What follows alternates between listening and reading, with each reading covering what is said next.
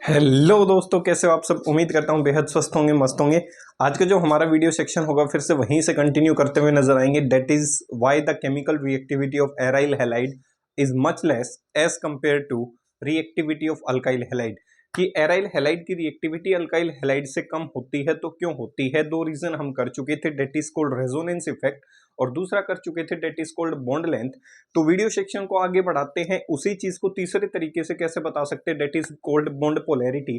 तो जो भी इस वीडियो सेक्शन के माध्यम से मुझे देख पा रहा है, सभी दोस्तों को, भाइयों को, बहनों को, आपके अपने दोस्त भाई की तरफ से प्यार भरी मीठी मीठी राम राम, सत श्री अकाल, जय हिंद, जय भारत। उम्मीद करता हूं आप बेहद स्वस्थ होंगे, मस्त होंगे। तो अपने वीडियो सेक्शन को शुरू करने से पहले चार लाइनें पेश कर देता हूं, ध्यान से सुनना है। हम बहुत हंसते थे, जिंदगी ने रोना सिखा दिया। हम बहुत हंसते थे, जिंदगी ने रोना सिखा दिया।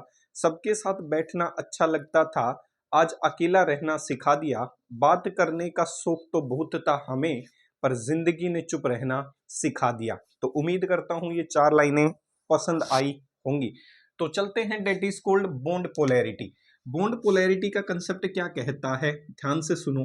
देखो जी, in case of alkyl halide, सबसे पहले किसको प्रूव कर देते हैं, अल्काइल हैलाइड को। इन केस ऑफ बॉन्ड पोलैरिटी का मतलब क्या है, एक बार वो मीनिंग समझो। देखो, जो बॉन्ड जितना ज्यादा पोलर होगा उसके ऊपर न्यूक्लियोफाइल उतनी ही आसानी से क्या कर सकता है, अटैक कर सकता है। क्योंकि न्यूक्लियोफाइल एक नेगेटिवली चार्ज स्पीसीज है, वो वहां अटैक करना पसंद करती है जहां पे चार्ज सेपरेशन ज्यादा से ज्यादा हो, इलेक्ट्रॉन डेंसिटी कम हो। अल्काइल हैलाइड में जो आरएक्स है वो sp3 कार्बन से जुड़ा हुआ है, और sp3 कार्बन जो है उसकी इलेक्ट्रोनेगेटिविटी हेलोजन के रिस्पेक्ट में क्या होती है, कम होती है। तो हेलोजन उस कार्बन से आसानी से इलेक्ट्रॉन खींच सकता है, और खींचने से कार्बन के ऊपर जो चार्ज आएगी, चार्ज सेपरेशन, बॉन्ड पोलैरिटी, वो क्या आएगी, ज्यादा। तो आसानी से न्यूक्लियोफाइल अटैक कर सकता है। वहीं चले एराइल हैलाइड में, तो एराइल हैलाइड में जो हेलोजन है वो sp2 कार्बन से जुड़ा हुआ है, और sp2 कार्बन की इलेक्ट्रोनेगेटिविटी हेलोजन से क्या होती है, ज्यादा होती है। तो इलेक्ट्रॉन खींचे तो गा, लेकिन कम खींच पाएगा, संभावना कम हो जाएगी। तो चार्ज सेपरेशन भी क्या आएगी, कम। और जितनी चार्ज सेपरेशन कम होगी, न्यूक्लियोफाइल के अटैक करने की संभावना उतनी ही क्या हो जाएगी, कम हो जाएगी। तो क्या कह सकता हूं, in case of alkyl halide कह सकता हूं, ऐसे दिखा दूं सी, और ये बॉन्ड कैसा, इन case of alkyl halide halogen is attached, halogen, in case of alkyl halide halogen is attached with sp3 hybridized carbon, कह सकता हूं is attached with sp3 hybridized carbon, जिसकी इलेक्ट्रोनेगेटिविटी क्या होती है, कम, which have less electronegative in nature, कह सकता हूं which is less electronegative in nature, जिसकी इलेक्ट्रोनेगेटिविटी क्या होगी बाबू, कम होगी। हेलोजन जो है उसकी इलेक्ट्रोनेगेटिविटी क्या होगी, ज्यादा होगी, और कार्बन की जो इलेक्ट्रोनेगेटिविटी है वो क्या होगी, कम होगी। इसीलिए हेलोजन इससे आसानी से क्या खींच लेगा, इलेक्ट्रॉन, और इस पे चार्ज सेपरेशन कैसे आ जाएगी, ऐसी, और इस पे चार्ज सेपरेशन कैसी। तो कह सकता हूं अच्छी खासी इसके ऊपर क्या क्रिएट हो जाएगी, charge separation. Carbon which have less electronegative in nature, sp3 hybridized carbon which have less electronegative in nature, इसकी वजह से due to this reason, carbon की इलेक्ट्रोनेगेटिविटी कम होने की वजह से, due to this reason halogen आसानी से इलेक्ट्रॉन विड्रा कर लेगा, हेलोजन इजिली विड्राज, विड्राज मतलब खींचना, due to this reason halogen easily withdraws electron from sp3 hybridized carbon।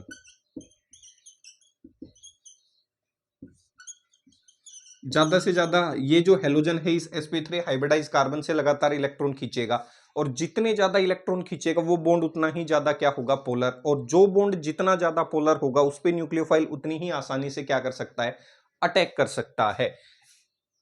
Halogen easily withdraws electron from sp3 hybridized carbon, इससे क्या होगा, due to this reason bond polarity increases, और bond polarity बढ़ते ही वो क्या कर देगी, रेट को बढ़ा देगी, which also increases, which also increases the which also increases the reactivity of nucleophilic substitution reaction.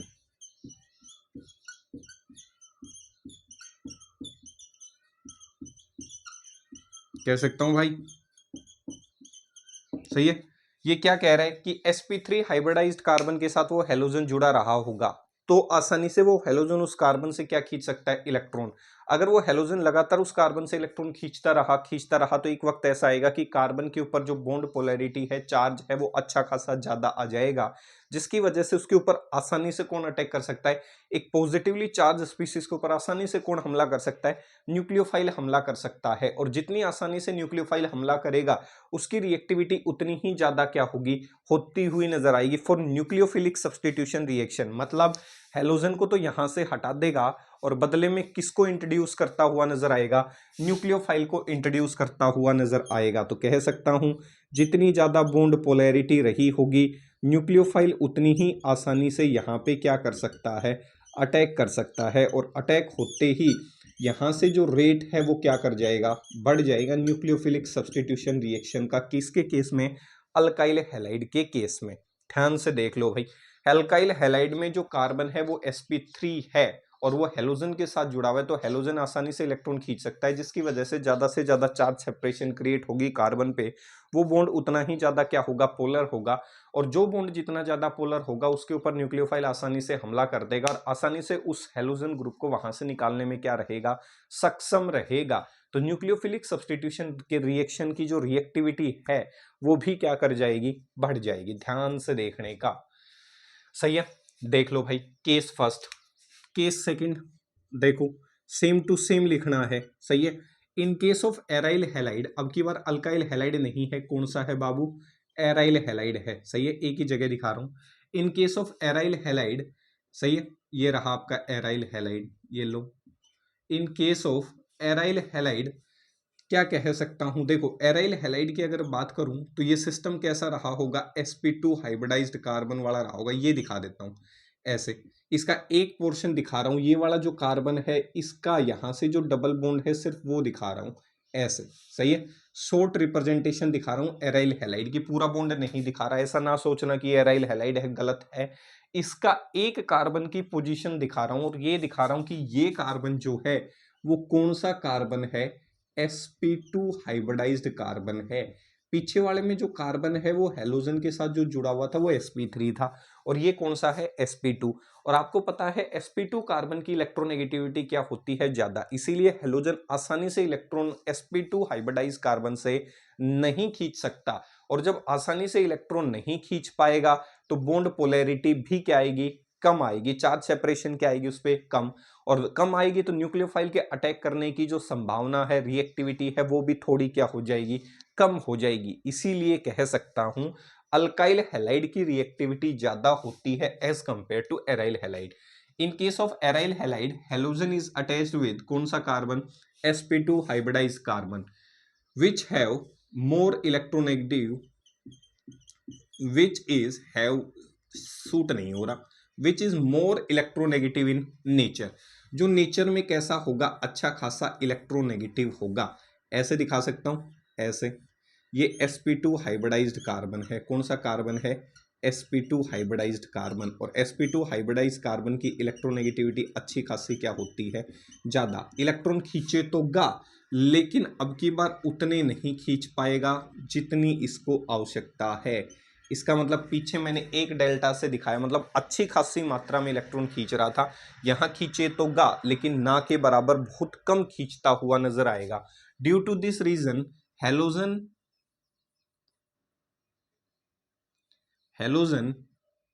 Not easily withdraws electron from sp2 hybridized carbon.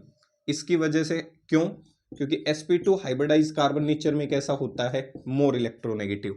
Due to this reason bond polarity decreases, which also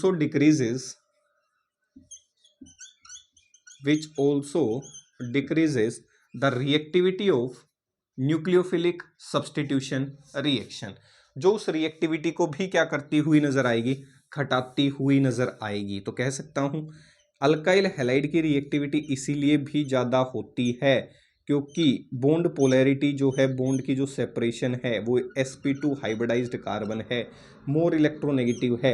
इतनी आसानी से ये reaction नहीं हो पाएगी। इस reaction को करने के लिए किसकी आवश्यकता पड़ेगी, ड्रास्टिक कंडीशंस की आवश्यकता पड़ेगी। किसकी आवश्यकता पड़ेगी, ड्रास्टिक कंडीशंस की आवश्यकता पड़ेगी। पीछे दिखाई थी आपको डाउस प्रोसेस, अगर ध्यान हो, सही है। 623 केल्विन अच्छा खासा टेम्परेचर चाहिए था, 300 एटमॉस्फेयर अच्छा खासा प्रेशर चाहिए था। तो ड्रास्टिक कंडीशन में ये रिएक्शन फिर भी थोड़ी बहुत संभव है। तो कह सकता हूँ इसीलिए अगर रिएक्शन हुई भी होगी, प्रोडक्ट बना भी होगा, तो ये प्रोडक्ट बना होगा। तो इस ऑब्जर्वेशन से मैं आसानी से कह सकता हूँ कि किसकी जो रिएक्टिविटी है वो कम रहेगी, किसकी रिएक्टिविटी कम रहेगी, एराइल हैलाइड की। तो यहां से मैं एक ऑब्जर्वेशन निकाल सकता हूं, ध्यान से देख लो क्या ऑब्जर्वेशन निकाल सकता हूं। From this we conclude that, यहां से क्या कंक्लूड कर सकते हैं, from this we conclude that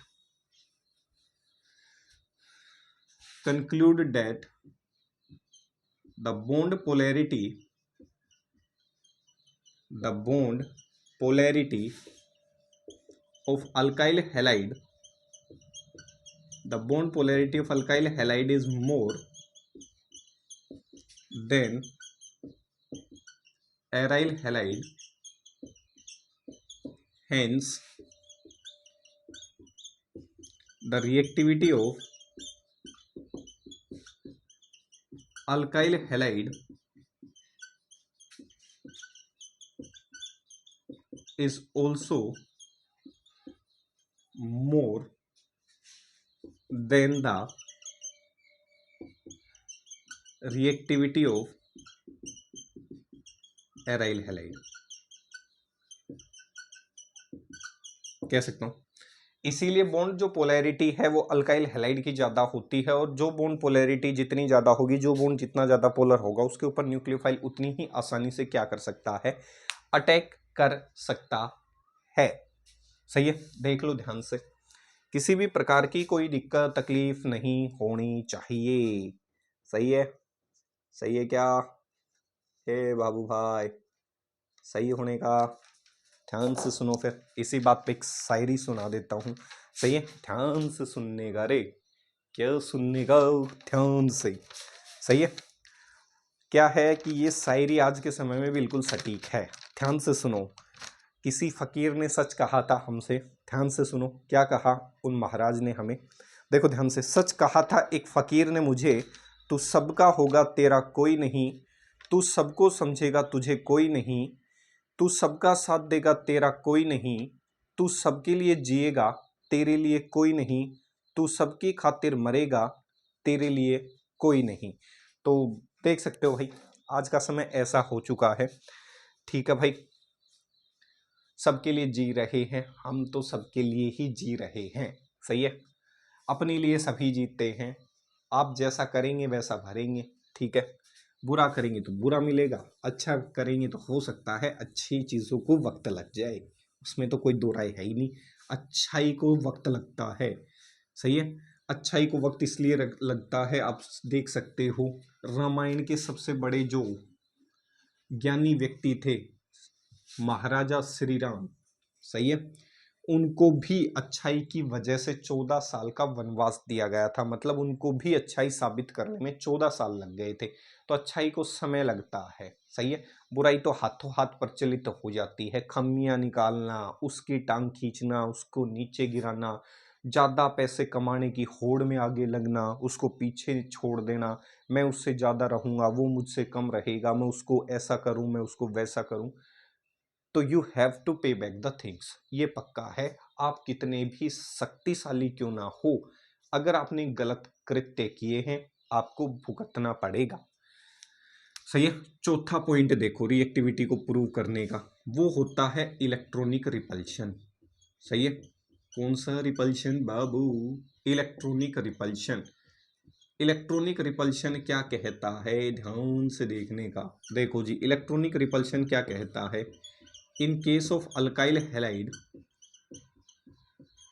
in case of alkyl halide,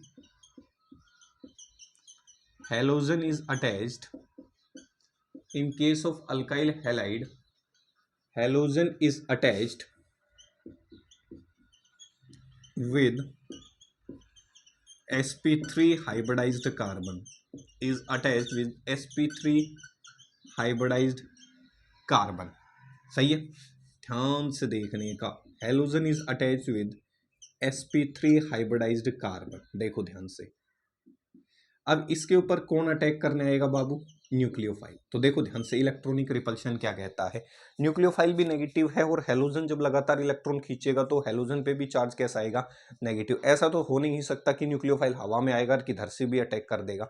तो न्यूक्लियोफाइल को आने के लिए क्या चाहिए? रास्ता चाहिए। अब देखो ध्यान से, अब ये हेलोजन लगातार इससे इलेक्ट्रॉन खींच रहा है और खींचने की वजह से इसके ऊपर चार्ज कैसा आ गया?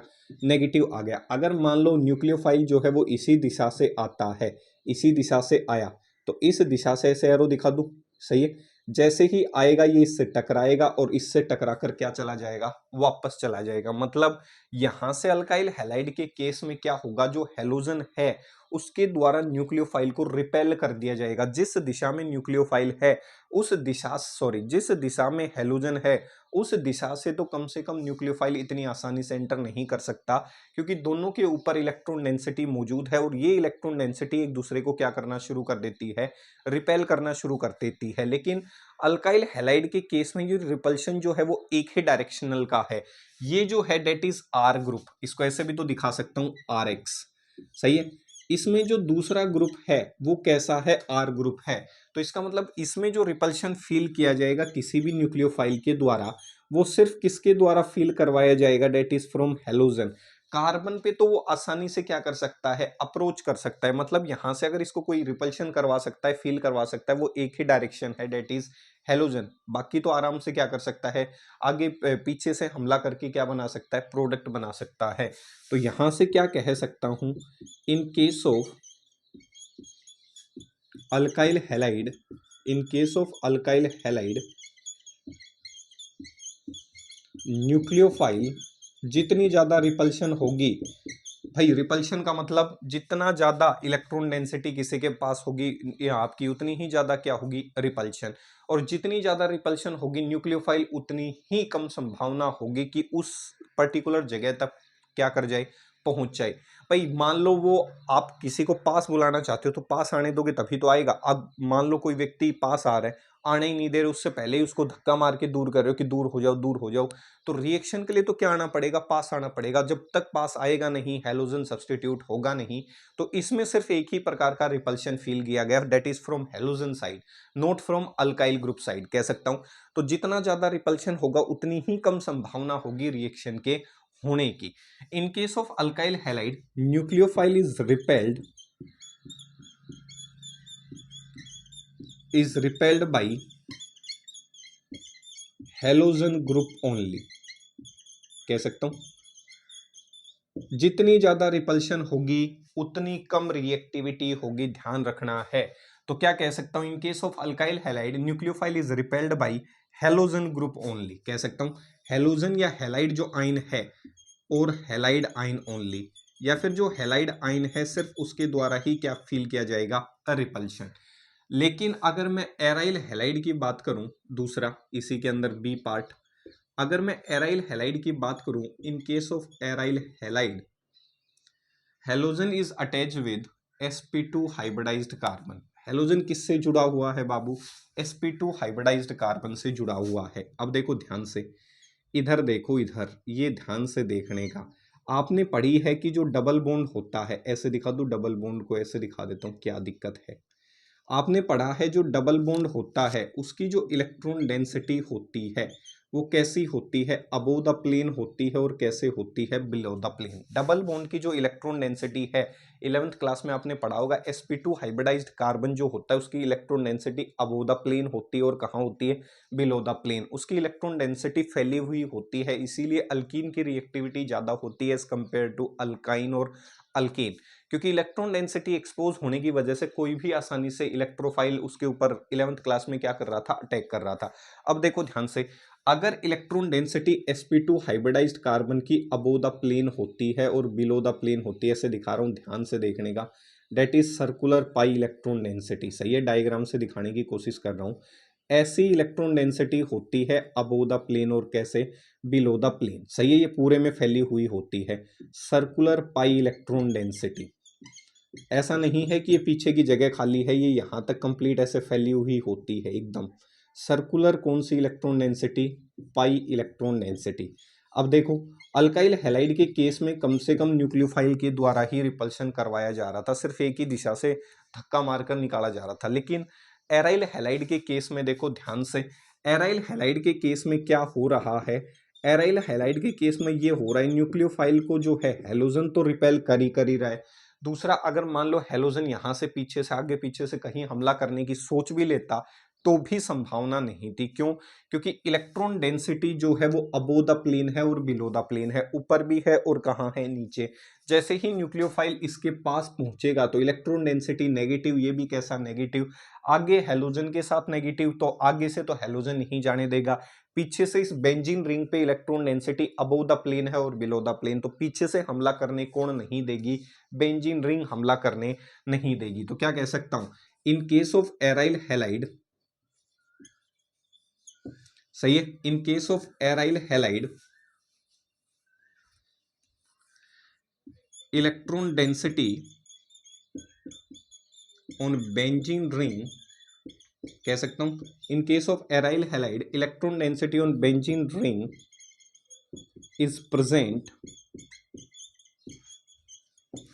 above and below the plane। कह सकता हूं, ये ध्यान रखना है, in case of aryl halide electron density on benzene ring is present above and below the plane. सही है। सो न्यूक्लियोफाइल कौन कौन रिपेल करेगा, सो न्यूक्लियोफाइल इज रिपेल्ड, कौन कौन रिपेल्ड करेगा, so nucleophile is repelled by halogen group, सही है, is repelled by halogen group as well as benzene ring. वहां पे रिपल्शन सिर्फ एक ही जना कर रहा था, डेट इज कौन सा, हेलोजन। और यहाँ पे जो रिपल्शन है वो दो दो कर रहे हैं, एक तो हेलोजन कर रहा है और एक क्या कर रहा है, बेंजीन रिंग। इसी वजह से क्या होगा, due to this reason aryl halides are less reactive than alkyl halide, कह सकता हूं। सही है, अल्काइल हैलाइड में सिर्फ एक ही जना रिपल्शन कर रहा था, that is from halogen side. और यहाँ पे रिपल्शन जो है वो दो दो जगह से हो रहा है, एक तो इलेक्ट्रॉन डेंसिटी जो अबोव द प्लेन है और बिलो द प्लेन है, जो किसके ऊपर मौजूद है, बेंजीन रिंग के ऊपर, वो इलेक्ट्रॉन रिपल्शन करवा रही है। दूसरा कौन करवा रही है, हेलोजन साइड से इलेक्ट्रॉन का रिपल्शन हो रहा है, जो न्यूक्लियोफाइल को पास आने नहीं देना चाहते। इसीलिए एराइल हैलाइड की रिएक्टिविटी अल्काइल हैलाइड से तो क्या होगी, कम होगी। तो पहला हमने पढ़ा बॉन्ड लेंथ के आधार पे रिएक्टिविटी एक्सप्लेन कर सकते हो, रेजोनेंस से इफेक्ट कर सकते हो। तीसरा बॉन्ड पोलैरिटी से एक्सप्लेन कर सकते हो। चौथा इलेक्ट्रॉनिक रिपल्शन से भी क्या कर सकते हो, एक्सप्लेन कर सकते हो। ध्यान से देखने का रे, सही है। अब देखो ध्यान से, अगला जो है, अगर मान लो इन चार फैक्टर से भी आप एक्सप्लेन नहीं करना चाहते तो अगला है इंस्टेबिलिटी ऑफ, इंपॉर्टेंट है, instability of phenyl carbocation, instability of phenyl carbocation. आप किसी को कैसे भी बता सकते हो, देखो दो प्रकार के मैकेनिज्म थे हमने पढ़े थे, एक SN1 और एक SN2। ऐसा भी तो हो सकता है पहले बॉन्ड टूट जाए फिर न्यूक्लियोफाइल अटैक कर जाए, तो कार्बोकेटाइन भी तो बन सकती हैं। सब्स्टिट्यूशन रिएक्शन ही तो दिखा रहे हो दो मैकेनिज्म से, SN1 या SN2। SN1 से अगर रिएक्शन हुई होगी तो पहले बॉन्ड टूटा होगा, फिर न्यूक्लियोफाइल ने अटैक किया होगा, फिर हेलोजन निकल गए, ऐसे प्रोडक्ट बनाए होंगे। सही है, तो पहले तो हेलोजन निकला, कार्बोकेटाइन बनी, अब न्यूक्लियोफाइल आकर जुड़ गया तो सब्स्टिट्यूशन हुई, लेकिन मैकेनिज्म का रास्ता SN1 रहा होगा, संभावना ही मान रहा हूं। तो अगर मान लो अल्काइल हैलाइड की बात की जाए तो ध्यान से देखना है, एक अल्काइल हैलाइड है, आपको कल्पना करनी है कि ये बॉन्ड टूटे होंगे और ये बॉन्ड बने होंगे। सही है, अगर ये रिएक्शन ये एराइल हैलाइड है, सही है, यहाँ से दिखा रहा हूँ ताकि देखने में आसानी हो जाए।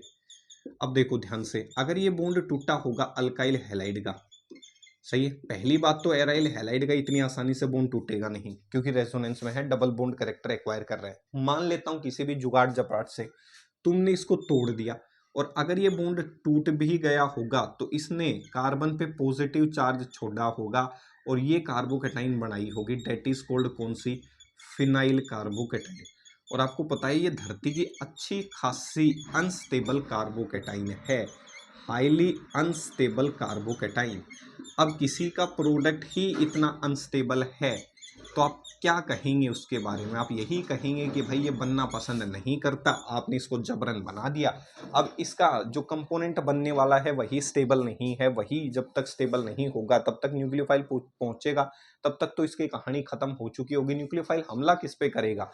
तो ये हाईली अनस्टेबल होता है फिनाइल कार्बोकेटाइन। यहाँ से अगर एक्स हेलोजन ग्रुप निकला भी होगा तो कैटाइन बनाई होगी अल्काइल कार्बोकेटाइन। कौन सी कार्बोकेटाइन, अल्काइल कार्बोकेटाइन। और आपने खूब पढ़ी है alkyl carbocation, primary secondary tertiary, ये अच्छी खासी क्या होती है, स्टेबल होती है। तो जो कार्बोकेटाइन जितनी ज़्यादा स्टेबल होगी उसके ऊपर न्यूक्लियोफाइल के अटैक करने की संभावना उतनी ही ज़्यादा क्या कर जाएगी, बढ़ जाएगी। मतलब जो मैं स्टेटमेंटल क्वेश्चंस आंसर लिखने वाला था उसको 4 लाइनों में लिख दिया कि इसका मतलब यहाँ से मैं क्या कह सकता हूँ। अगर लिखना चाहूँ तो in case of alkyl halide, in case of alkyl halide, in case of alkyl halide कौन सी कार्बोकेटाइन बनेगी brother, alkyl carbocation is form, alkyl carbocation is form, जो अच्छी खासी क्या होती है, stable, which is highly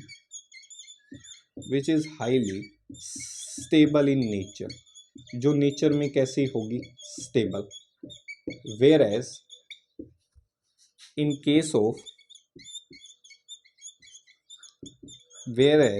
case of aryl halide कौन सी कार्बोकेटाइन बनेगी, फिनाइल कार्बोकेटाइन,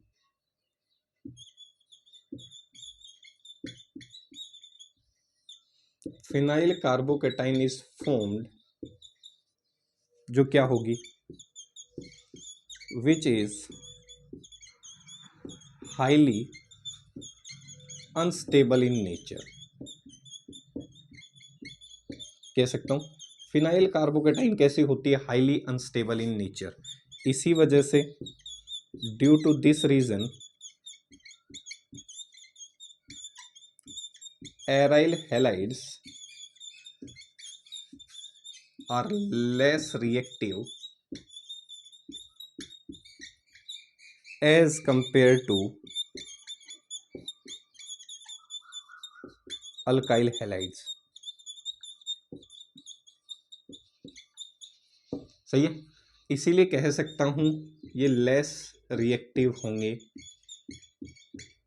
और ये कैसे होंगे, मोर रिएक्टिव।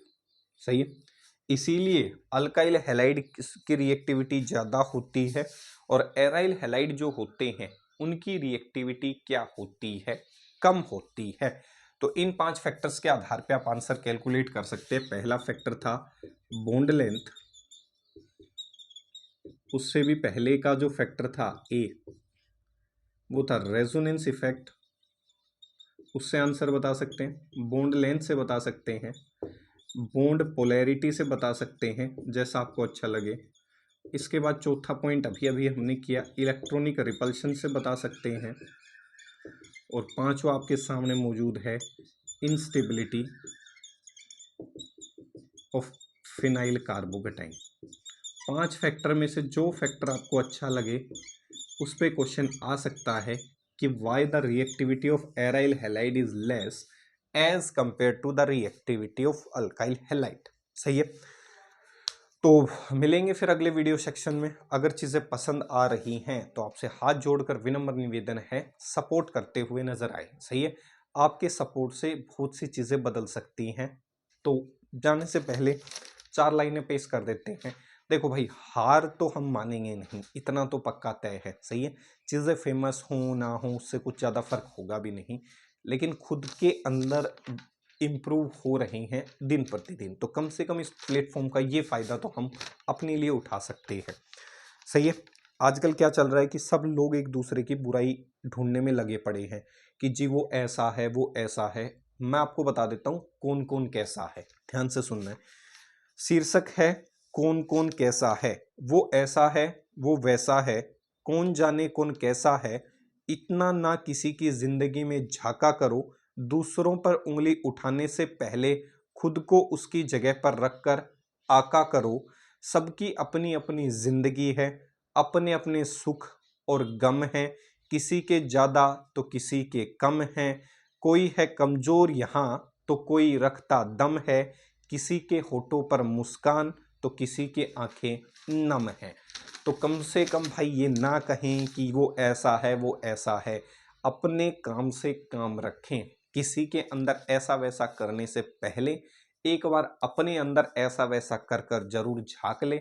इससे जीवन सरल हो जाएगा, बीपी की जो समस्याएं हैं वो कम हो जाएंगी। चुगली करना ही सबसे बड़ा रोग हो चुका है इस देश के अंदर। इसी वजह से लोग उम्र से पहले ही क्या कर रहे हैं, निकल रहे हैं, क्योंकि आप किसी की चुगली करेंगे। लोग अपनी परेशानी से परेशान नहीं हैं, दूसरों के सुख से बेहद परेशान हैं। यही उनकी बीपी और शुगर के बढ़ने के मुख्य तत्व और मुख्य कारण हैं। तो आपसे अनुरोध है, किसी से जले ना, किसी को सपोर्ट नहीं कर सकते कोई बात नहीं, किसी को देख नहीं सकते तो आंखें बंद कर लो, क्या दिक्कत है। पर किसी के बारे में ऐसा ना कहें ऐसा है वैसा है, सही है। और पीछे से चुगलियां उन्हीं की होती है जिनमें कुछ बात होती है, सही है। बाकी जिनकी बातें नहीं होती इसका मतलब आप में कोई बात नहीं है। जब सामने वाला आप में कोई इंटरेस्ट नहीं दिखा रहा तो मान के चल सकते हो आप में ऐसा कोई गुण नहीं है। परमपिता परमेश्वर ने आपको गुण जरूर दिया होगा, लेकिन आप उस गुण को भूलकर किसी दूसरे मकसद में लग गए, जिसे चुगली या मक्कारी कहते हैं। तो मिलेंगे फिर अगले वीडियो सेक्शन में, तब तक के लिए स्टे सेफ, स्टे सिक्योर। माता पिता का जरूर ध्यान रखें। जय हिंद, जय भारत।